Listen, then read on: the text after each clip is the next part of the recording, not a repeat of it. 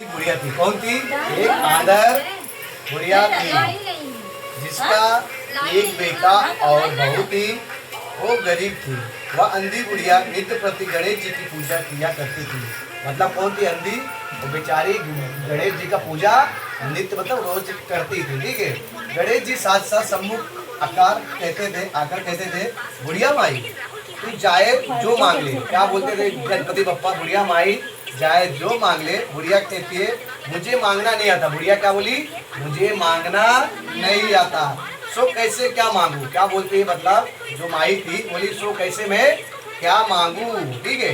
तब गणेश जी बोले अपने बहू बेटे से पूछ कर मांग लियो। क्या बोले गणपति बप्पा? अपने बेटवा से पूछ के मांग लिया। ठीक है, मांग ले। तब बुढ़िया ने अपने बेटों और बहू से पूछा तो बेटा बोला। तो बेटा क्या बोला?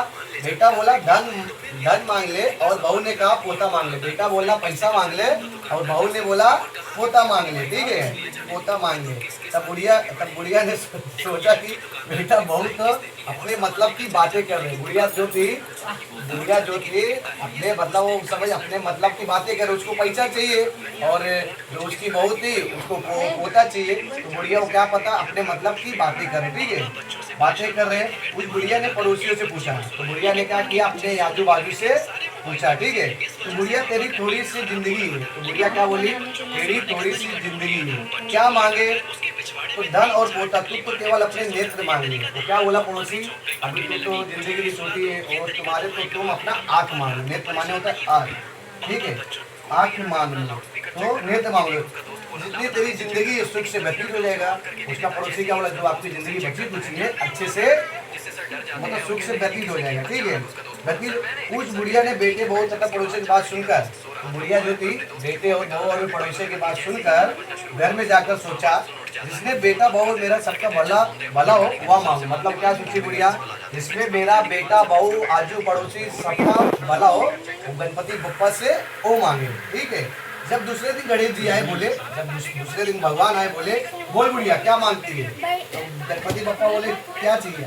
हमारा वचन है जो मांगेगी सो वही पाएगी। क्या बोला? मेरा जो वचन है जो मांगेगी आपको वही मिलेगा। तो गणेश जी के वचन सुनकर बुढ़िया बोली हे गणेराज यदि आप मुझ पे प्रसन्न है। मतलब क्या बोले? एक गणपति बप्पा आप मुझे प्रसन्न हो तो मुझे 9 करोड़ की माया दे। तो क्या बोले? रुको आराम से, 9 करोड़ की माया दे तो निरोगी काया दे। क्या बोली? 9 करोड़ की माया दे, निरोगी काया दे, अमर सुहाग दे। मतलब क्या बोली? अमर सुहाग दे। मेरा पति जिंदगी भर जीता है, बुढ़ापे तक मरे ना ससुर में। ठीक है, सुहाग दे, आंखों में प्रकाश दे और आंखों में प्रकाश दे मतलब रोशनी दे, नाती पोता दे और समस्त परिवार को सुख दे। कौन बोली? बुढ़िया बोली। इसको भगवान को सुख दे और अंत में हमें मरने के बाद मोक्ष दे।